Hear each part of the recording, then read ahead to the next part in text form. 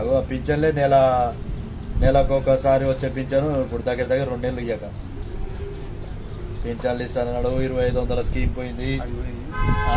పోతే ఇది బస్సులకు Kalyan ఆడోళ్ళకు bus free పెట్టి ఆటోలకు రోడ్డు మీదకి వేసిండు. ఈ కళ్యాణ్ లక్ష్మి అని అది పోయింది, తులం బంగారం ఇస్తాడు అది పోయింది, 1,00,000 రూపాయలు ఇస్తాడు అది పోయింది, అన్ని ఇస్తున్నాడు. ఏది కావట్లేదు, అయ్యేది లేదు పోయేది లేదు. ఆ రైతు బంధు అది 2 లక్షల మాఫీ అన్నాడు. ఆ 2 లక్షల మాఫీలో అవన్నీ కొరీలు పెట్టాడు. అవి అయినోనికి అవుతుంది కానీ కావట్లేదు. నాకు 50,000 లోన్ ఉంటే 50,000 మాఫీ కాదా, ఏడంగా అవుతుంది. చేస్తాను ఊరికేనే అంటారు, అనగానే అవుతుంది. అన్నంత మాత్రం ఏది కాదు.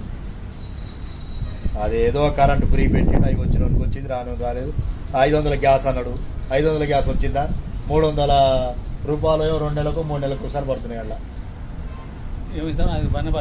ఏది అదే ఇది లేదు, ముందర పడేలేదు, సచ్చేయలేదు. రేవంత్ రెడ్డి ప్రభుత్వం ఆ కేసీఆర్ ఉన్నప్పుడు అటు ఇటు డొలిపేది. ఈయన వీళ్ళ స్వార్థం వీళ్ళే చూసుకుంటారు.